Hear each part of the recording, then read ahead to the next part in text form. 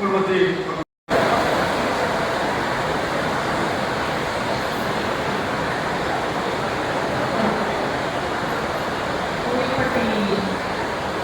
பேரூர் செயலர் திரு பாலகுமார் அவர்களே இங்கு தலைமையிலிருந்து சொன்னதை நமக்கு உங்களுக்கு பயிற்சியாக சொல்லி அமர்ந்துள்ள மகளிர் அணி துணை அமைப்பாளர் திருமதி இந்துமதி அவர்களே மற்றும் நிகழ்ச்சி கலந்து கொண்டுள்ள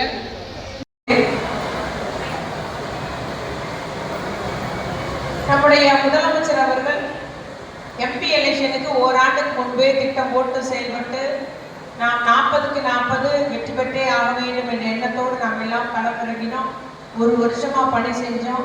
அதே போல வெற்றி பெற்றோம். உண்மைதானே? 40 நம்ம தான் அடிச்சோம். நம்ம கூட்டணி தான் வெற்றி பெற்றுச்சு. அதே போல சட்டமன்ற தேர்தலுக்கும் பல்வேறு திட்டங்களின் மூலம் இன்னைக்கு நம்முடைய தமிழ்நாடு முன்னோடி மாநிலமாக இருக்கிறது. இந்தியாவிலே முதன்மை மாநிலமா தமிழ்நாடு தான் இருக்கு. அது மின்னணு ஏற்றுமதியா இருக்கட்டும், இல்லை தொழில் வளர்ச்சியா இருக்கட்டும், இல்லை கல்வி வளர்ச்சியா இருக்கட்டும், இல்லை பெண்களினுடைய உழைப்பா இருக்கட்டும், இல்லை பண புழக்கம் அதிகமா இருக்கிறது, வருமானம் ஒவ்வொரு தனிநபர் வருமானம் அதிகரிச்சிருக்குது, வறுமை கோட்டு பட்டியலில் கீழனுடைய எண்ணிக்கை குறைஞ்சிருக்குது. இந்த அளவுக்கு நம்முடைய தமிழ்நாடு இன்னைக்கு நல்ல ஒரு வளர்ச்சி பெற்று முன்னிலை மாநிலமாக இருக்கிறது. இதை நான் சொல்லலை, நம்முடைய முதலமைச்சர் சொல்லலை, ஏதோ வாய்ப்பு வந்தபடி சொல்லலை. ஒன்றிய அரசினுடைய ஸ்டாட்டிஸ்டிக்கல் புள்ளியியல் விவரப்படி அவங்களே தமிழ்நாடு முன்னோடி மாநிலம், வளர்ச்சி அடைந்த மாநிலமாக இருக்கிறது சொல்லியிருக்கு. யாரு?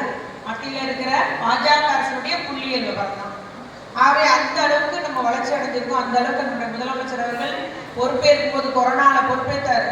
அன்னையிலேருந்து ஓடிக்கிட்டே தான் இருக்காரு. அவர் மட்டும் ஓடலை, இந்த ஒன்றிய செயலாளர் தான் எல்லாத்தையுமே வேலை செய்யணும், மக்களோட மக்களாக இருக்கணும், ஓடிக்கிட்டே இருக்குன்னு கவுன்சிலரும் அப்படிதான் இருப்பீங்க.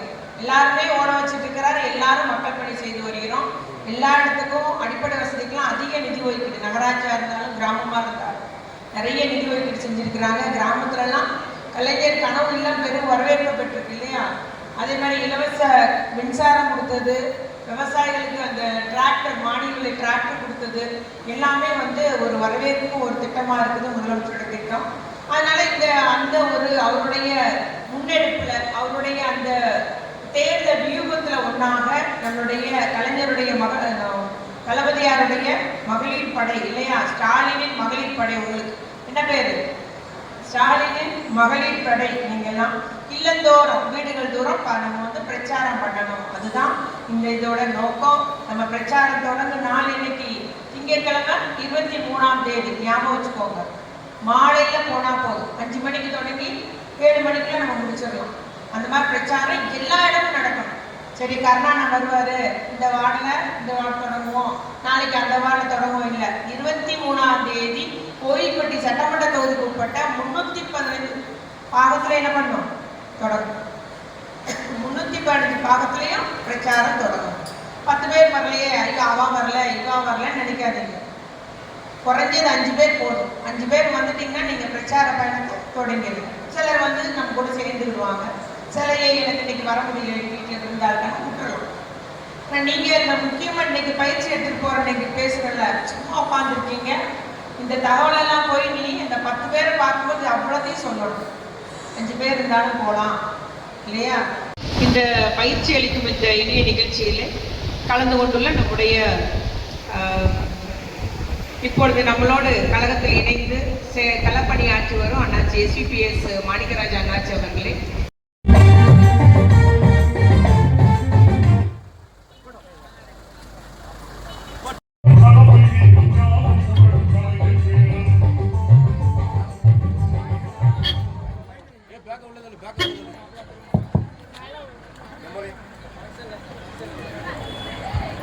முன்னிட்டு நம்முடைய அமைச்சர் அவர்கள் ராஜா அவர்கள் ஏற்பாட்டில் உங்களுக்கு இப்பொழுது சேலை வழங்குவதற்கு அத்தனை பெண்களுக்குமே, அதனால அமைதியாக எல்லாரும் பின்னாடி வரிசையில் போனோம், முன்னாடி வரக்கூடாது.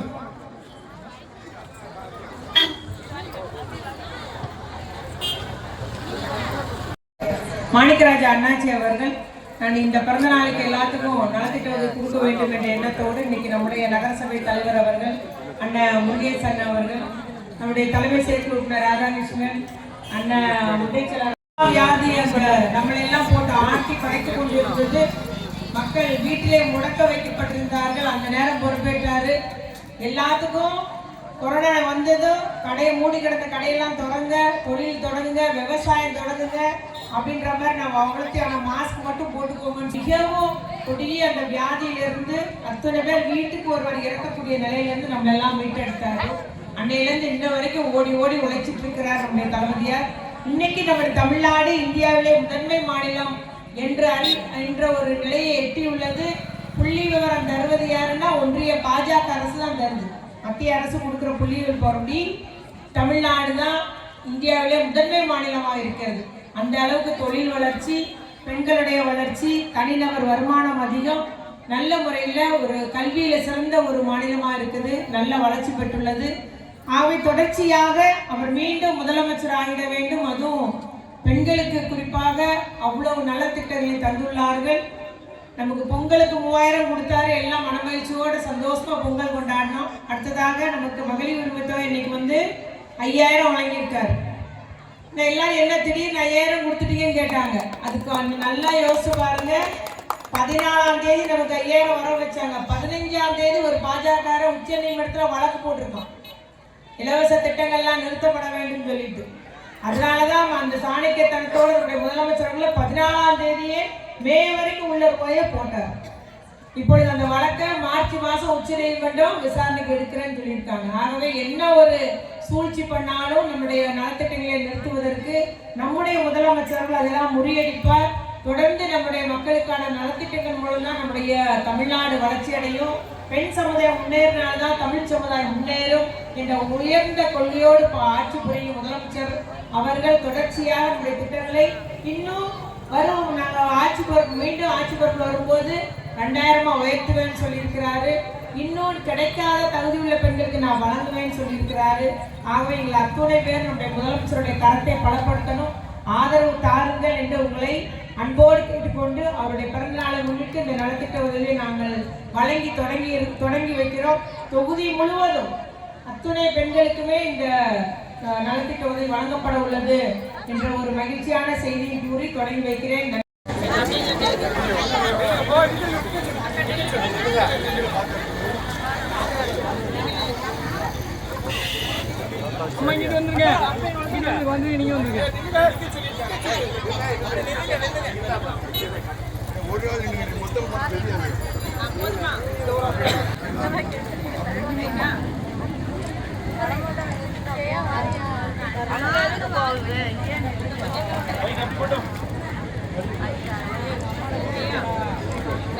அப்படி வந்துருங்க.